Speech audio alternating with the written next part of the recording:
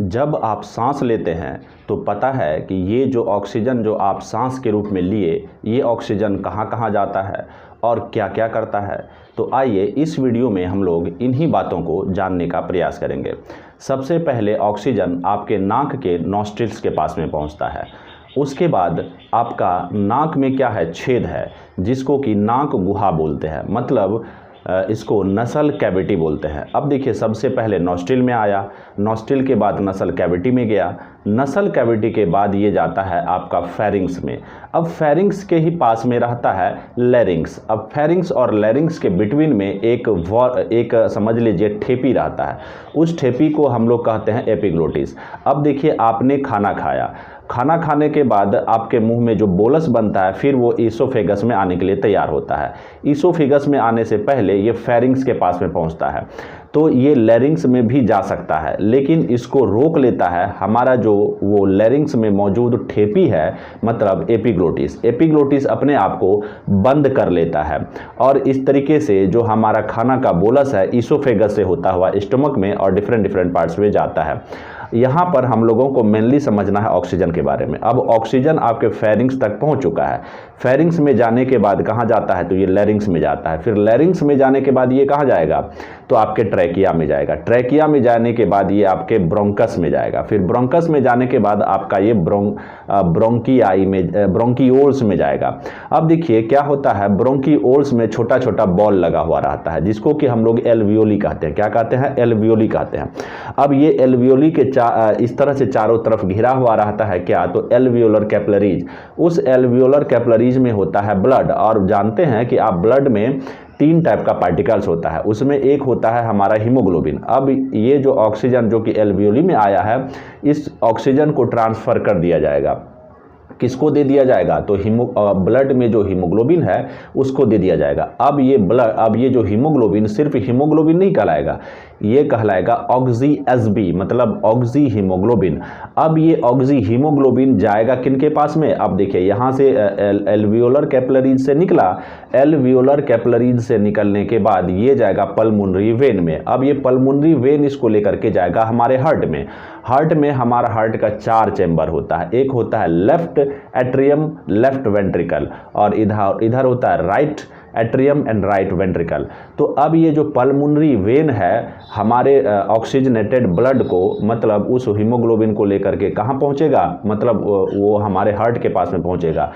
फिर वो ब्लड जो ऑक्सीजनेटेड ब्लड जो है ये पहुँचेगा हमारा कहाँ, तो आर्ट्रियम में। आर्ट्रियम के कौन से आर्ट्रियम में, लेफ्ट में या राइट में, तो ये आपको याद रखनी है कि ये पहुँचेगा आपका हार्ट का लेफ्ट आर्ट्रियम में। अब देखिए, लेफ्ट आर्ट्रियम में पहुँचने, नहीं, वेंट्रिकल में पहुँचेगा। कहाँ, तो वेंट्रिकल में पहुँचेगा। अब देखिए, वेंट्रिकल में पहुँचने से पहले इसको इसके बीच में, मतलब लेफ्ट आर्ट्रियम और लेफ्ट वेंट्रिकल के बिटवीन में एक वॉल्व होता है कि जिसको कि हम लोग बोलते हैं मिट्रल वॉल्व, मतलब इसको बाइक्यूप्सिट वॉल्व भी बोला जाता है। अब यहाँ कहाँ आया, तो देखिए, ऊपर था हमारा एट्रियम, नीचे था वेंट्रिकल। ये लेफ्ट वाला वेंट्रिकल का, हम लोग लेफ्ट वाला पार्ट का बात कर रहे हैं, राइट वाला का बात इसमें करना ही नहीं है। अगर मैं यहाँ पर वेंट्रिकल बोल दूँ तो आपको समझ लेनी है कि यहाँ पर लेफ्ट वाले की बात हो रही है। अब कहाँ आ चुका है, वेंट्रिकल में आ चुका है। अब वेंट्रिकल से ब्लड ये जाएगा, ब्लड को बोलेगा तुम जाओ, तो कहाँ, तो अब तुमको आरोटा में जाना है। तो आरोटा में जाने से पहले वहाँ पर भी वॉल्व रहता है। अब उस वॉल्व को बोलते हैं हम लोग आरोटल वॉल्व। क्या, तो आरोटल वॉल्व बोलते हैं। अब इस आरोटल वॉल्व से होते हुए ब्लड हमारे बॉडी के डिफरेंट पार्ट्स में जाएगा। अब देखिए, बॉडी के डिफरेंट पार्ट्स मतलब सेल में जाएगा। अब सेल में वहाँ पर ग्लूकोज को जैसे ही पता चलता है कि अब यहाँ पर ऑक्सीजन आने वाला है, तो वो ग्लूकोज क्या हो जाता है, उसका ग्लाइकोलाइसिस हो जाता है। इस तरीके से वो बदल जाता है क्या चीज़ में, तो पायरुवेट में बदल जाता है, मतलब पायरुविक एसिड में बदल जाता है। अब पायरुविक एसिड को मिल गया क्या, ऑक्सीजन।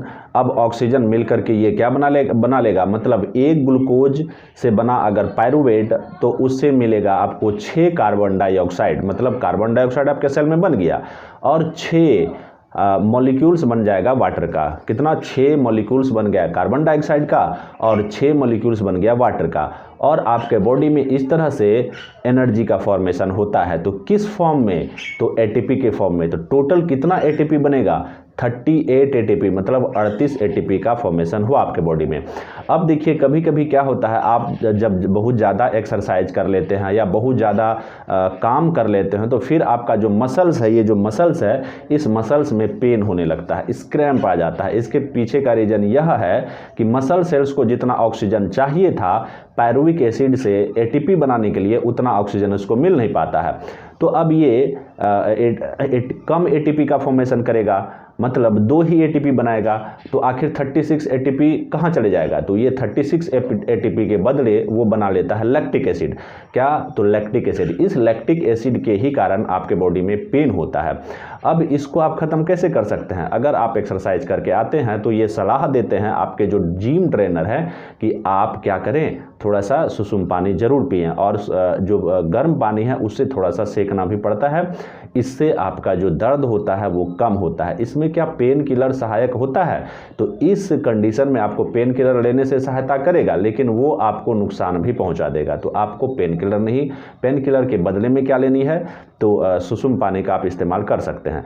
तो अब देखिए एक बार और हम बोलते हैं, पहले पहुंचा नॉस्ट्रिल, नॉस्ट्रिल से नसल कैविटी, नसल कैविटी से फेरिंग्स, फेरिंग्स से लैरिंग्स, लैरिंग्स से ट्रैकिया, ट्रैकिया से ब्रोंकियाई, ब्रोंकियाई से ब्रोंकियोल, ब्रोंकियोल से एल्वियोली, एल्वियोली से एल्वियोलर कैपिलरीज, और फिर वहाँ से आएगा हमारा हार्ट।